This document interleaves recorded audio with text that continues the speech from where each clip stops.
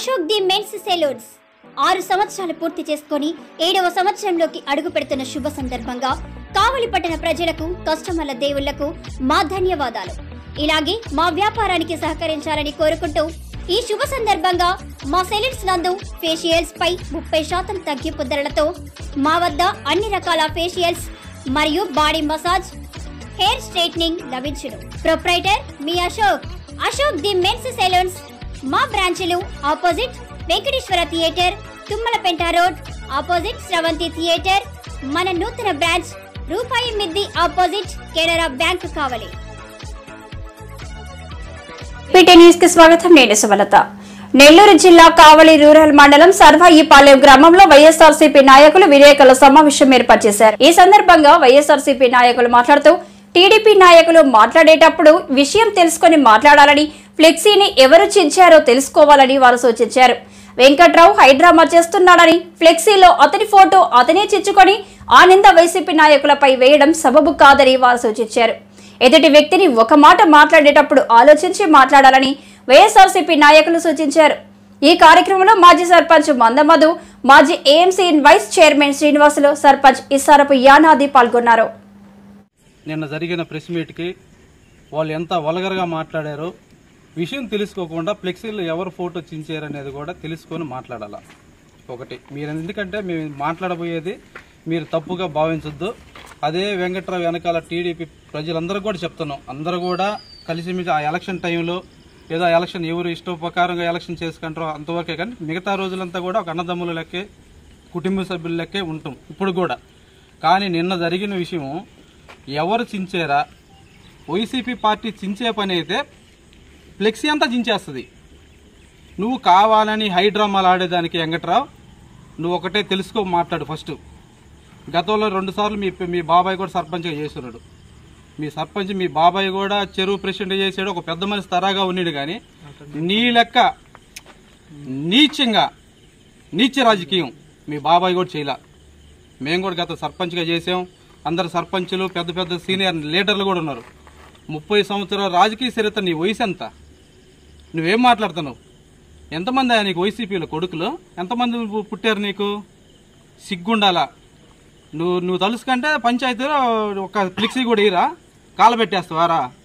నువ్వు రా, దమ్ముంటేరా రా, ఉన్నావురా. ఒకటే గుర్తుపెట్టుకో, మేము రిటర్న్ మళ్ళీ అదే మాట మేము వాడలేక కాదు. ఒక పద్ధతి, ఒక సంస్కారం ఉంటుంది.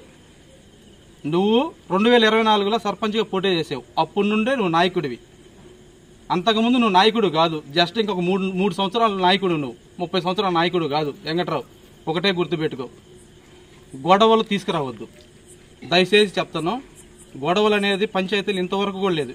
మన చిన్నపిల్లల కానుండి కూడా మన లీడర్లు పెద్ద పెద్దోళ్ళు కూడా రాజకీయాలు చేశారు తప్ప ఎవరు ఇంతవరకు గొడవలు ఇటువంటివి లేవు. నువ్వు కావాలని కావ్య కృష్ణారెడ్డి దగ్గర తెలుగుదేశం పార్టీలో నువ్వు కావాలని మెప్పు పొందడానికి నువ్వు ఇదంతా డ్రామా ఆడి వచ్చిన వాళ్ళు కూడా మధుబాబు నాయుడు, ఆవుల రామకృష్ణ కూడా మాట్లాడారు. వాళ్ళేం తప్పుగా మాట్లాడాల. కానీ మీరు కూడా తెలుసుకోండి ఏం జరిగింది. ఫ్లెక్సీలో ప్రత్యేకంగా అతని ఫోటో ఎందుకు చించారు? అది ప్రతి గ్రామంలో, మా తాగేటివారి పాలనలో, అలిగుంట పాలనలో ప్రతి గ్రామంలో కూడా ఫ్లెక్సీ వేయటం జరిగింది. చించే వాళ్ళు ఆ గ్రామాల్లో వైఎస్ఆర్ నాయకులు లేరా? అక్కడ చించొచ్చుగా. నువ్వు సెంటర్లో కట్టావు, 2 పంచాయతీల మధ్య. అది నీకు మెయిన్ రోడ్డు. ఎవడో ఏందనేది తెలుసుకొని మాట్లాడాలి వెంకట్రావు. పద్ధతిగా మాట్లాడు. అది తెలుసుకొని రాజకీయంగా ముందుకెళ్తాయే తప్ప ఇటువంటి చీటాకుల వ్యవహారాలు, చిల్లర వ్యవహారాలకు పాల్పడగాకు. సెంటర్లో కట్టున్న ఫ్లెక్సీలు చించారని మా ఈ వెంకట్రావు అనే అబ్బాయి వచ్చి నిన్న బండబూతులు తిట్టడం మీ అందరూ చూశారు మీడియా ద్వారా. మేము ఒకటే చెప్తున్నాం అబ్బాయికి, నీకు ఏదన్నా ఉంటే కావ్యకృష్ణ దగ్గర నిరూపించుకో. కానీ నువ్వు పొగులు ఆయన దగ్గర టీడీపీలో తిరుగుతున్నావు. రైతులు మా నాయకుల దగ్గర నమస్కారాలు కొట్టి నేను ఇటీవల ఈ మధ్యకాలంలో మా ముఖ్య నాయకుడి ఇంట్లో కూడా నువ్వు బేరాలు కూర్చుకున్నావు. అవి కుదరక నిన్ను నిరూపించుకునేదానికి నువ్వు మీ నాయకుడిని ఇష్టం వచ్చినట్టు మాట్లాడింది కూడా ఆ నాయకుడికి తెలిసి ఇది ఒక డ్రామా ఆడిచ్చావు అంతే తప్ప నువ్వేదో ఎరగదీసి పొడిచిందేం లేదు. 10 ఏళ్ల పాటు నీ కుటుంబానికి మేమందరం కలిసి కూడా ఈ గ్రామ ప్రజలు సర్పంచ్గా ఇస్తే చేసింది శూన్యం. నీకు చెప్తున్నాను, నువ్వేదో అన్నం అభివృద్ధి చేస్తున్నానని నువ్వు రైతులు మందులు పోపించి పిల్లకాయలు తాగి ఇచ్చి చెడగొట్టడం తప్ప నీకు ఈ సరాపాలలో అసలు రాజకీయం అనే మాట అనే అర్హత నీకు లేదు, నీ కుటుంబానికి కూడా లేదు. మళ్ళా చెప్తున్నా, ఎందుకంటే నువ్వు 10 ఏళ్ల పాటు ఇస్తే ఏం చేశారు గ్రామ ప్రజలందరికీ తెలుసు. మొన్న కూడా మొన్న కూడా మేము ఒక పెద్ద ఆయన పెట్టాం, నువ్వు మోసపూరితమైన పనులు చేసి మా వైసీపీలో ఒక నాయకుడి దగ్గర రియల్ ఎస్టేట్ దగ్గర 30 లక్షలు తీసుకొచ్చి పిచ్చి రాజకీయాలు చేసి అంత దూరం వచ్చాయి తప్ప నీకు అంత సినిమా లేదు. నీ గురించి ఎందుకు పెట్టామంటే వైసీపీ నా కొడుకులు సైకో నా కొడుకులు అన్నగా నీ కొడుకులు మేమా? నీ కొడుకులమే ఎక్కడ బాగా ఇస్తావా చెప్పు, ఆ వస్తువు తీసుకుంటావా? ఏం పనులు ఫ్లెక్సీలు కట్టించుకుని మీరు మేము కట్టం మా చేత కదా, నువ్వు ఫ్లెక్సీలు తగలబెడతారా? తగలబెడుతురా నువ్వు ఎక్కడ కడతావు? మేము కట్టదలుచుకోలేదు, మేము కట్టలేదు. నువ్వు దాని గురించి నువ్వు చించేస్తాను, చించుదురా, నువ్వు చించుతురా రేపు కడతావు.